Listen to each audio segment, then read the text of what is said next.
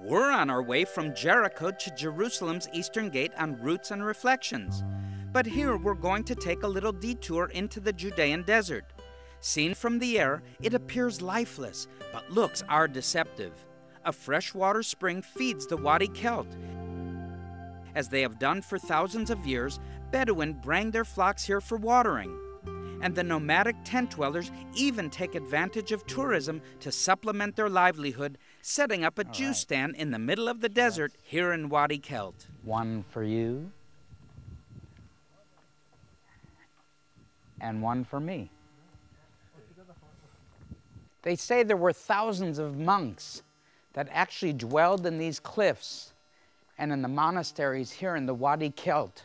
From Jericho up to the eastern side of Jerusalem, we go through into the monastery of St. George. The monastery of St. George was founded in 420 AD by 5 hermits seeking to escape the temptations of Byzantine Jerusalem. It's a Greek Orthodox monastery perched in the canyon, a steep hike down from the main road. Nearby is the cave, traditional site where the prophet Elijah took refuge and was fed by ravens. Here, cave-dwelling hermit monks emulated Elijah, though they were fed by other monks and not ravens. Yet it's interesting that the Hebrew word for ravens is spelled the same way as the word Arabs, or bim, Arabim. So could Elijah have been fed here by the ancestors of these Bedouin? It's time for a break. I think we should see what Bati is doing over on the hills beyond us. Let's go.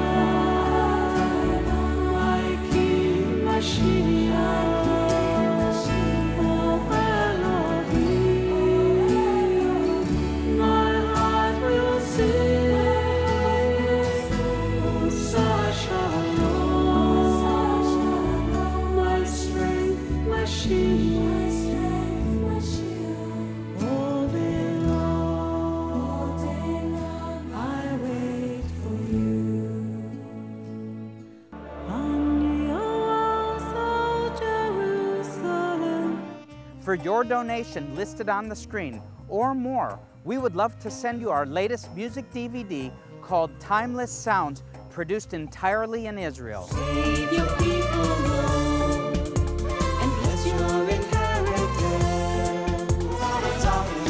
Come to deliver.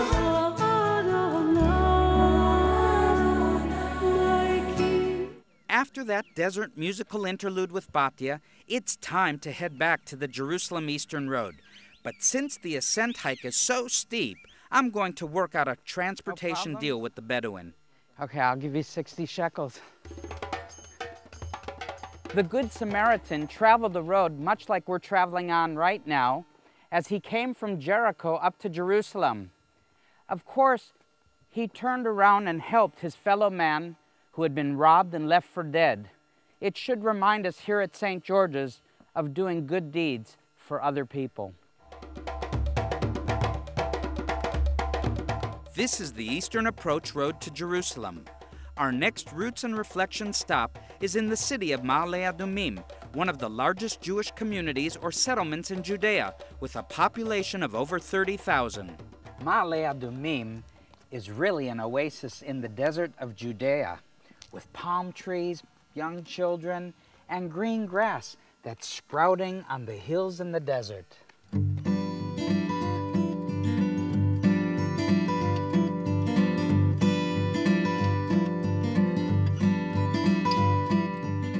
The city of Ma'ale Adumim is one of the largest cities in the area of Judea, and we're going to look this week at the word of the week, and that word is savlanut. Let's go ask some of the residents of this city. סבלנות זה לחכות. Savlanut is to wait, and wait for something, not getting it right away. That's the meaning of savlanut. Savlanut is more than actually just a word, it's really a way of life. That things take time, and if it doesn't happen today, it might happen tomorrow. If it doesn't happen tomorrow, next week. And if it doesn't happen next week, then we've probably forgotten about it by now anyway, so it really doesn't matter. Savlanut is a difficult word for Israelis. We don't have much savlanut for waiting. You see, I'm already in a hurry. The word savlanut, it means patience. Patience, yeah, we have to have patience.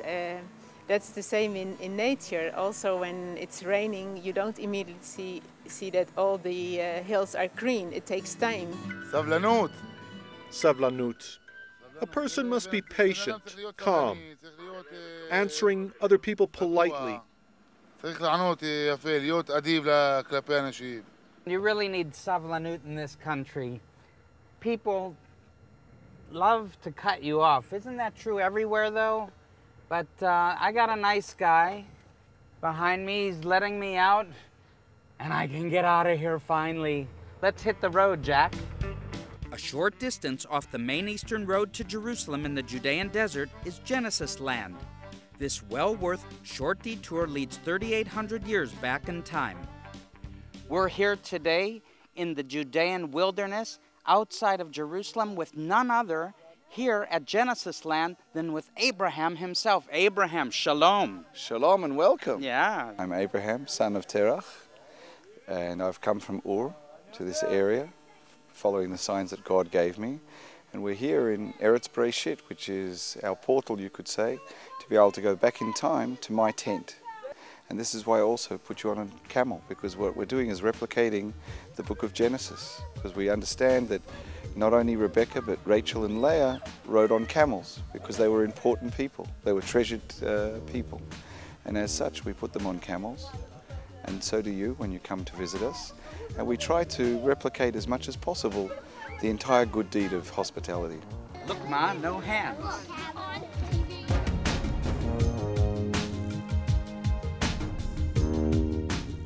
Batia, say hello to the camel I'm with.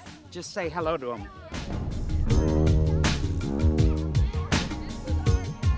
I think that's a no-go for the camel. See you.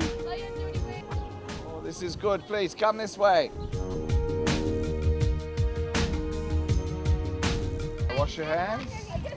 Now please come take a seat in my tent. So you could also say I'm washing your hands to make sure that you'll be able to enjoy the hospitality. But having said that, I also traveled a long way to get here. I know you came 3,800 years in time, but I came from a place way off over there called Ur. Have you heard of it?